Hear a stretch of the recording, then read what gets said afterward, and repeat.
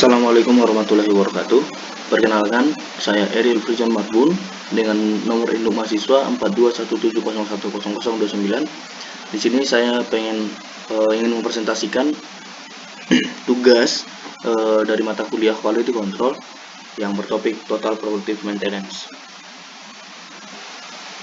Yang pertama, apa sih yang dimaksud dengan produktivitas itu? Produktivitas merupakan suatu ukuran yang menyatakan bagaimana baiknya sumber daya diatur dan dimanfaatkan untuk mencapai hasil yang optimal. Contohnya gini, kalau misalnya karet tujuannya adalah dibuat sebagai untuk membuat ban.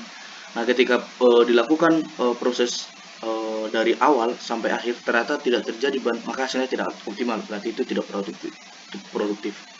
Nah, bagaimana menyikapi hal tersebut? Nah, itu adalah ada namanya tiga komponen. Yang pertama adalah input atau masukan, yang kedua adalah proses, yang ketiga adalah output atau keluaran. Nah, bagaimana hal ini bisa terjadi? Productivity biasanya diukur dengan membandingkan proses keluaran terhadap masukan atau sumber yang digunakan. Dalam rumusan bila bisa dituliskan sebagai rasio sebagai berikut. Productivity sama dengan output per input. Nah, definisi TPM sendiri adalah suatu pendekatan proaktif tentang kaidah peralatan kerja beserta aspek penunjangnya dengan tujuan untuk perawatan sehingga bisa menghindari kejadian yang tidak diinginkan sebelum hal tersebut terjadi. Dan biasanya menurut Kate Oliver, Boots Allen Hamilton, bahwa TPM memiliki moto Zero Error, Zero Work-Related Accident, and Zero Loss. Nah, objektif dari TPM sendiri adalah satu, memaksimalkan kegunaan peralatan kerja secara efektif dan benar.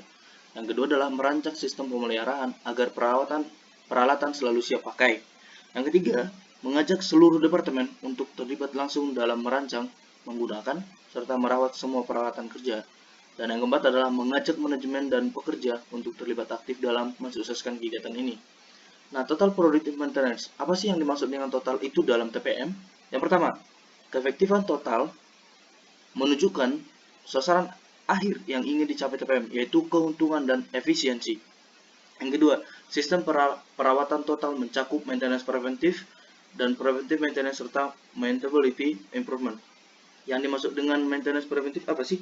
Maintenance preventif adalah kegiatan pemeliharaan dan perawatan yang dilakukan berskala untuk mencegah timbulnya kerusakan-kerusakan yang dapat menyebabkan kualitas dan kuantitas produksi berkurang. Nah, sedangkan yang dimaksud dengan maintainability improvement adalah memperbaiki dan memodifikasi peralatan agar terhindar dari breakdown dan mudah untuk dirawat. Nah, arti total yang ketiga adalah partisipasi total yang merupakan partisipasi seluruh karyawan dari tingkat atas sampai tingkat bawah mengikuti autonomous maintenance dengan melalui kelompok kecil. Nah, autonomous maintenance sendiri apa sih artinya? Autonomous maintenance adalah pemeliharaan dan perbaikan yang dilakukan secara mandiri oleh operator mesin yang diharapkan untuk memperbaiki pengetahuan khusus mengenai mesin atau equipment. Nah, ini adalah arti total juga. Yang selanjutnya adalah mengurangi waktu tunggu pada saat operasi. Artinya apa? Tidak ada breakdown yang terlalu lama karena kurangnya perawatan. Yang selanjutnya adalah meningkatkan ketersediaan alat sehingga menambah waktu produktif. Selanjutnya memperpanjang umur pakai. Selanjutnya melibatkan pemakai dan sistem perawatan. Dan terakhir adalah pelaksanaan program preventive maintenance dan peningkatan kemampuan merawat. Nah, sasaran dari target TPM sendiri apa? Sasarannya adalah meningkatkan produktivitas dengan cara mengurangi masukan dan menaikkan keluaran. Nah, targetnya adalah memaksimalkan efektif secara peralatan secara. Yang kedua ada dua, kuantitatif dan kualitatif. Kuantitatif meningkatkan total ketersediaan peralatan dan produktivitas pada periode operasi tertentu. Kualitatif mengurangi banyaknya produk cacat dan menstabilkan dan peningkatan kualitas. Nah, ini adalah beberapa pengukuran yang bisa kita pelajari di dalam TPM, yaitu yang pertama mengukur availability. Availability adalah ketersediaan sama dengan operating time per loading time dikali 100%. Yang kedua adalah mengukur performa atau kinerja dari mesin sendiri, dan efisiensi kinerjanya adalah ada tiga. Yang pertama adalah operating speed rate, ya sama dengan theoretical cycle time per actual cycle time. Artinya apa? Secara teori, apakah mesin itu berapa menit atau berapa jam dia menghasilkan per produk dengan dibagi dengan actual cycle time. Actual cycle time itu adalah yang sebenarnya terjadi di lapangan. Nah, yang kedua adalah net operating rate. Net operating rate sama yang actual processing time per operating time. Dan yang ketiga, performa efisiensi. Efisiensi kinerja ini adalah sama dengan operating speed rate dibagi dengan net operating rate dikali 100%. Nah, mengukur quality itu adalah kualitas yang dimana amount produce dikurang amount defect dikurang amount reprocess per amount produce dikali 100%. Nah, jika dalam sistem proses, quality-nya adalah operating time dikurang performance losses dikurang quality losses per operating time dikurang performance losses dikali 100%. Sedangkan mengukur overall effective itu apa sih sebenarnya? Overall aktivitas keseluruhan, yaitu availability atau ketersediaan dikali kinerja dikali dengan quality dikali 100%.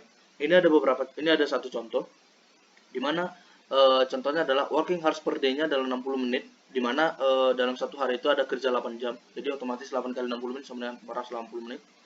Yang kedua, loading time per day-nya adalah 460 menit. Downtime per day-nya adalah 60 menit. Operating time per day-nya 400 menit. Dan output per day-nya 400 produk.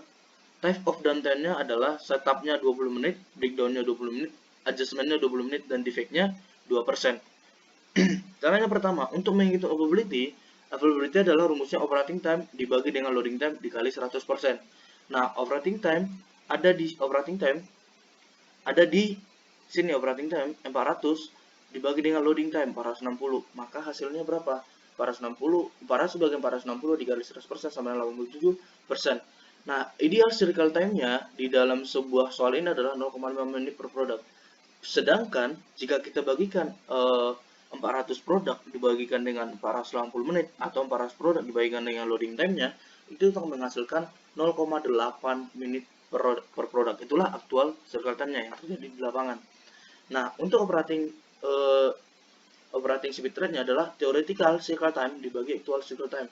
Theoreticalnya 0,5, aktualnya 0,8, maka hasilnya adalah pembagiannya 62,5%.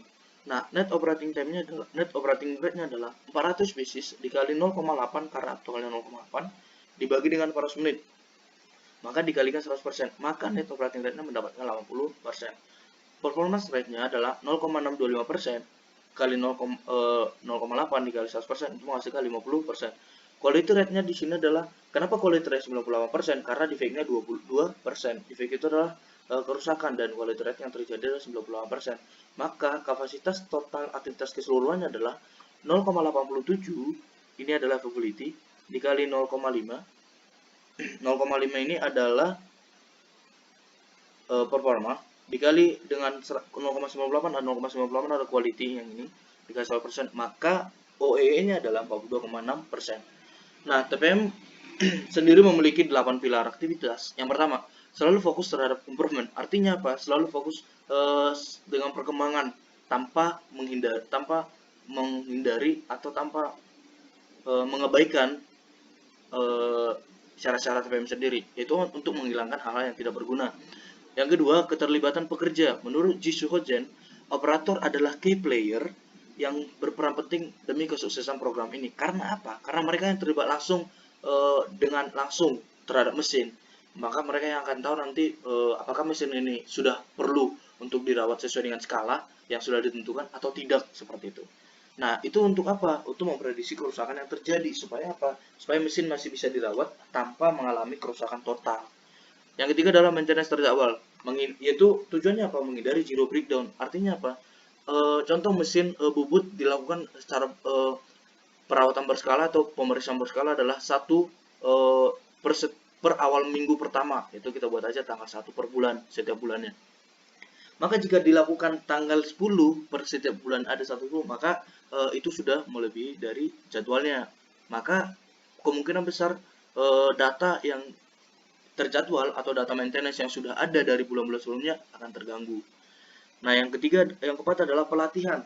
Nah, kenapa pelatihan apa sih? Pelatihan guna untuk menunjang produktivitas yang lebih tinggi atau yang lebih baik. Yang selanjutnya manajemen produksi atau product management.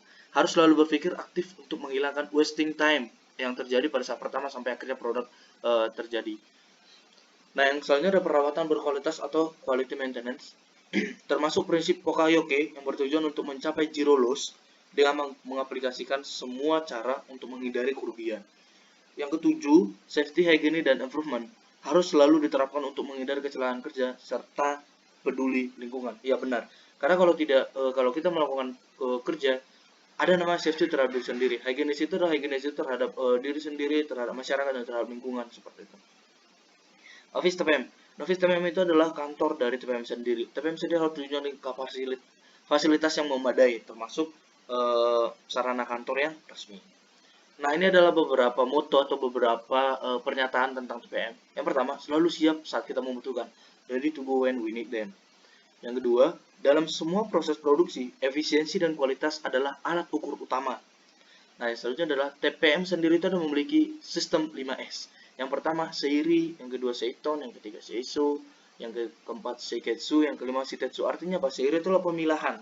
Yang Seiton adalah penataan, Seiso adalah pembersihan, keempat Seiketsu adalah penjagaan kondisi yang mantap, artinya supaya lebih bagus. Shitsuke adalah penyadaran diri akan kebiasaan yang diperlukan untuk melaksanakan pekerjaan yang lebih baik. Nah, selanjutnya adalah operator mengetahui bahwa tugas perawatan adalah juga tugasnya. Tetapi mereka juga harus tahu sebatas mana sebuah pekerjaan itu bisa mereka lakukan, serta pekerjaan mana yang hanya boleh dilakukan oleh kru maintenance yang terlatih. Contoh, jika memang kita sebagai operator hanya bertugas untuk pemeriksaan dan melakukan proses produksi dari awal sampai akhir, jangan kita mengambil bagian orang lain. Contoh, karena kita lihat bahwa mesin itu adalah rusak, kita mau perbaiki. Bukan, itu adalah bagian maintenance. Semuanya ada bagiannya, semua ada lembaganya sendiri. Nah, yang terakhir adalah TPM adalah filosofi pemberdayaan yang efeknya menumbuhkan rasa tanggung jawab besar pada seluruh pekerja untuk selalu merawat peralatan kerjanya. Kerjasama antar pekerja adalah kunci untuk mensukseskan kegiatan sistem ini. Terima kasih. Itu adalah beberapa pengetahuan yang saya tahu tentang TPM sendiri. Demikian yang bisa saya sampaikan. Saya ucapkan terima kasih. Assalamualaikum warahmatullahi wabarakatuh.